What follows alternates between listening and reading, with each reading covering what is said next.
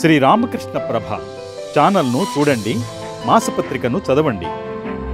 This world is a gymnasium. We have come here to make ourselves strong అంటారు స్వామి వివేకానంద. ఈ ప్రపంచమే ఒక వ్యాయామశాల. వ్యాయామశాలకి మామూలుగా మనము పడుకోవడానికి వెళ్ళటం లేదు. అక్కడికి వెళ్ళినప్పుడు వ్యాయామం చేస్తాము, ఎక్సర్సైజ్ చేస్తాము. జిమ్లో ఎక్సర్సైజ్ చేస్తాం. ఎక్సర్సైజ్ చేస్తున్నప్పుడు మామూలుగా జాయింట్స్ నొప్పి వస్తుంది, మసిల్స్లో నొప్పి వస్తుంది, కండరాలు, నరాలు అన్ని చోట నొప్పి వస్తుంది.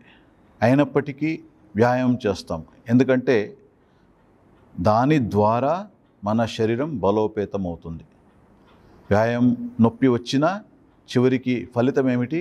శరీరం బలోపేతం అవుతుంది. అలాగే ఈ ప్రపంచమే ఒక వ్యాయామశాల అంటారు స్వామి వివేకానంద. మనం ఇక్కడికి వచ్చింది ఎందుకంటే మనల్ని బలోపేతంగా చేసుకోవాలని.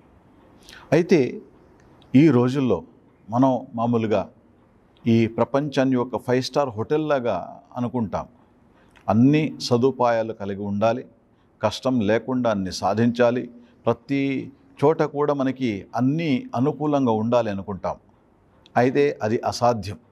ఎందుకంటే ఈ స్వామి వివేకానంద ఏం చెప్తారంటే, ఒక రోజంతా నీకు ఏదైనా సమస్య రాకపోతే ఏదో తప్పులు చేస్తున్నావు అనుకో. ఎందుకంటే సమస్య అనేది జీవితానికి అంగం అన్నమాట. జీవనంలో ఉండాలి, ప్రతిరోజు కూడా సమస్యని ఎదుర్కోవాలి.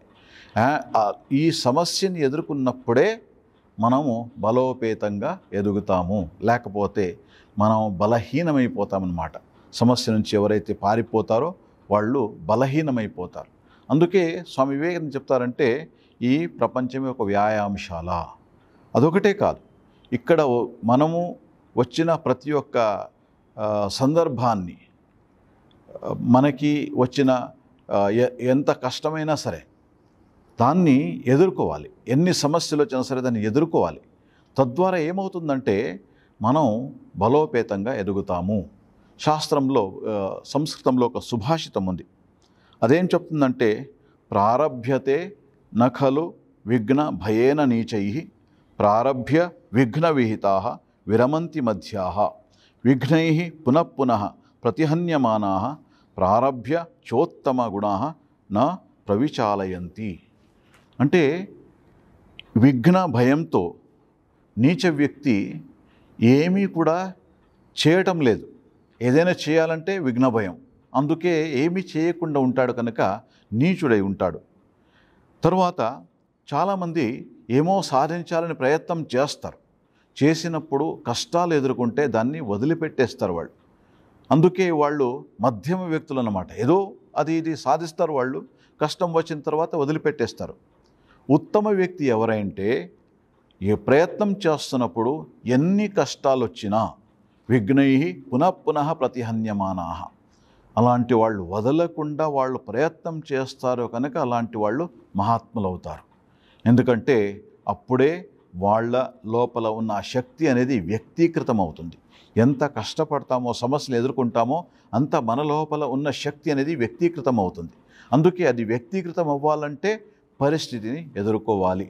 అందుకే స్వామి వివేకానంద ప్రపంచాన్ని వ్యాయామశాల అంటారు. ఇది ఒక 5 స్టార్ హోటల్ కాదు, ఇది ఒక వ్యాయామశాల. ప్రతి నిమిషము ఎలా వ్యాయామశాలలో మనము ఎక్సర్సైజ్ చేస్తామో అలాగే ఈ ప్రపంచంలో సమస్యలు ఎదుర్కోవాలి. ఎంత ఎదుర్కొంటామో అంత ముందుకు ఎదుగుతూ వెళతాం.